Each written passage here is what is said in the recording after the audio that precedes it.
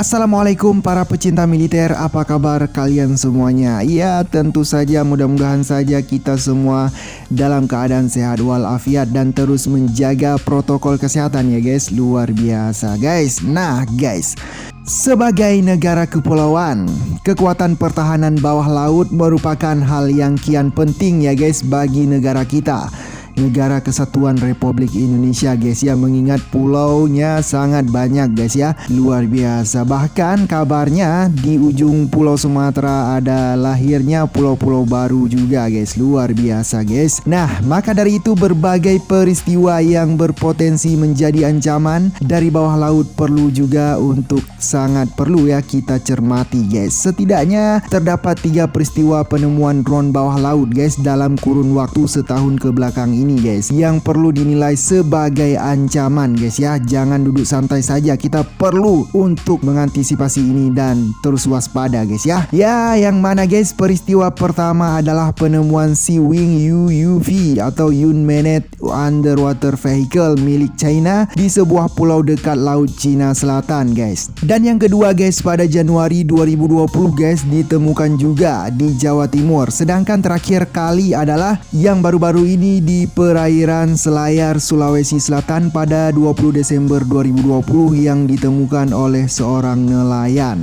Wah.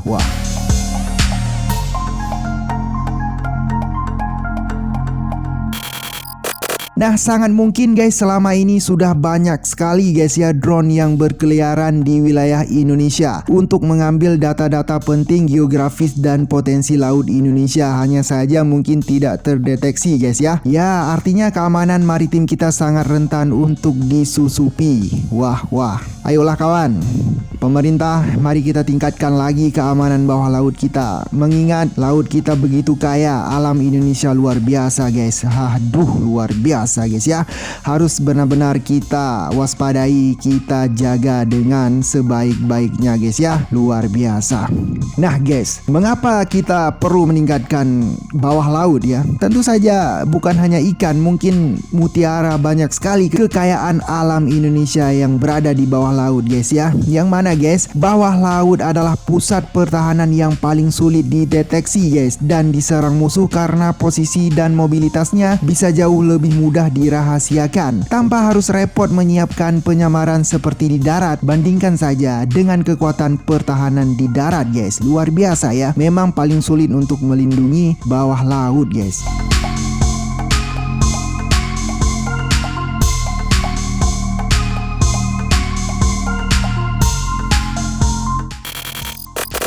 Nah, ketika perang Irak guys, semua pertahanan anti pesawat udara, pesawat canggih guys, dan kekuatan tempur di darat semua lumpuh dan hancur dalam hitungan jam dihajar serangan pesawat koalisi pimpinan Amerika. Yang mana teknologi canggih apapun ya, secanggih apapun yang dibangun di darat dan juga di udara, dalam hitungan menit akan mudah dihancurkan musuh. Sementara kekuatan bawah laut jauh lebih sulit diserang musuh guys. Lantas kenapa guys? Ya, dengan laut yang sangat luas, posisi dan mobilitas kekuatan pertahanan bawah laut guys akan lebih leluasa diatur supaya menguntungkan perlindungan di permukaan, baik di air, laut maupun darat. Objek-objek strategis nasional harus bisa dilindungi dari bawah permukaan guys. Karena mengingat kalau kita mengawasi wilayah kita dari bawah laut itu rasanya sangat rahasia guys ya. Ya begitulah kira-kira guys ya. Nah guys, musuh apapun bisa diserang dari bawah laut guys, mulai dari kapal, apalagi kapal selam, pesawat udara ataupun sasaran di darat. Namun kemampuan pertahanan bawah laut harus difokuskan pada pertahanan menghadapi kapal induk, kapal selam, dan semaksimal mungkin menyediakan payung anti misil terhadap objek-objek strategis nasional di darat guys. Kalau perlindungan terhadap objek-objek strategis nasional di darat gagal, maka sistem senjata di bawah laut tidak ikut hancur. Bandingkan saja apabila semua ditempatkan di darat, pasti semua bakalan hancur dengan seketika ya. Nah guys, yang mana guys? Yang kedua guys ya, pertahanan di bawah laut guys akan menjadi keunggulan dan keunikan geografis Indonesia. Yang mana mengingat kondisi geografis Indonesia yang dominan laut dan fakta bahwa Indonesia sebagai negara kepulauan harus bisa menjadikan bawah laut Indonesia sebagai center of gravity pertahanan Indonesia. Ya, kenapa guys? Center of gravity guys, bukan saja harus kuat menyerang, akan tetapi juga harus kuat untuk bertahan. Yang mana guys, doktrin pertahanan defensi aktif Indonesia memerlukan pertahanan bawah laut yang kuat. Yang mana bahwa bawah laut adalah tempat yang paling sempurna untuk melakukan semua hal itu. Indonesia sudah ditakdirkan memiliki kondisi geografis yang sangat cocok dengan tujuan itu guys, untuk membangun center of gravity pertahanan di bawah laut. Ya, selanjutnya guys, masih terkait dengan geografis, yang mana pintu masuk musuh Indonesia paling terbuka dari laut guys. Tentu saja tidak logis bila berpikir ingin memagari laut Indonesia yang maha luas tersebut. Ya, sangat luas lautan Indonesia guys. Namun guys, semaksimal mungkin pertahanan Indonesia harus mampu mengontrol titik-titik strategis seperti di pulau-pulau terluar pada shock point dan pintu masuk serta sepanjang alur laut kepulauan Indonesia guys. Ya begitulah guys ya. Nah guys, lalu apa langkah yang harus kita lakukan guys ketika semua ini terjadi guys ya? Apa langkah kita? Nah, ini hanya sekedar prediksi saja guys, dan saya hanya pengamat militer yang sangat abal-abal guys ya. Izinkan saya bicara guys ya.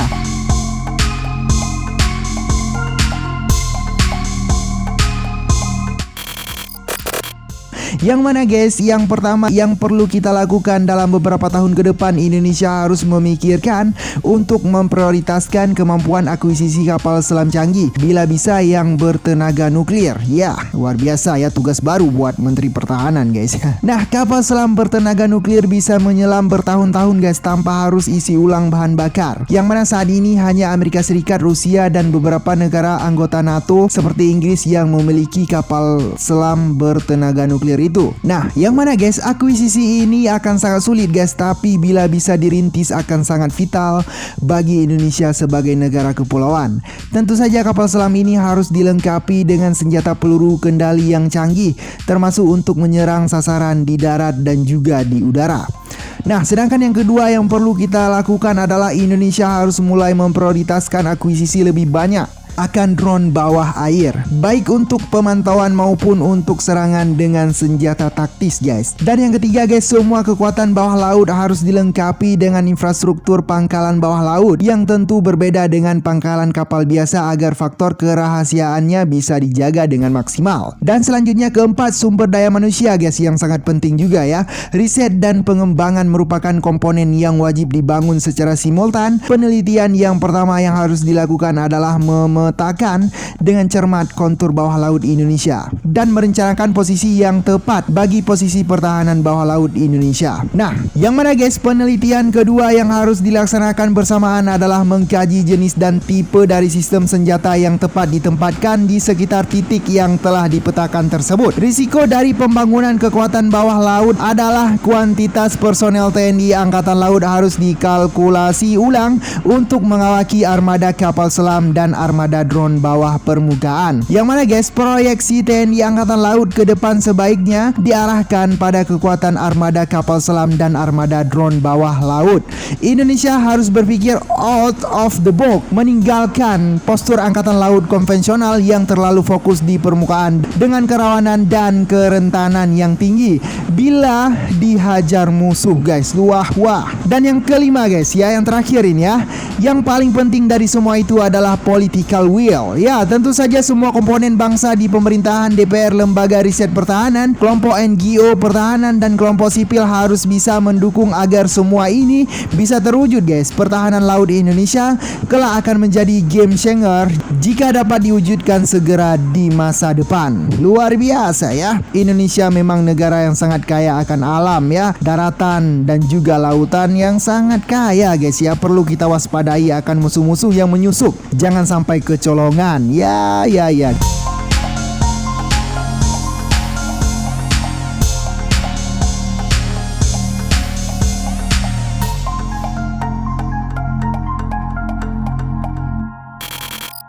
Guys, bagaimana tanggapan kalian tentang ini? Maka dari itu silahkan gas kolom komentarnya dan berikan tanggapan terbaik kalian di sana. Dan juga guys, jangan lupa untuk gas tombol like-nya juga agar membuat saya lebih semangat lagi dalam memberikan informasi-informasi menarik lainnya seputaran militer yang ada di seluruh dunia. Dan juga guys, bagi para pecinta militer yang belum subscribe, silahkan subscribe. Dan juga bila kalian tidak ingin subscribe, ya apa boleh buat guys. Yang penting terima kasih banyak sudah menonton video ini sampai akhir. Assalamualaikum.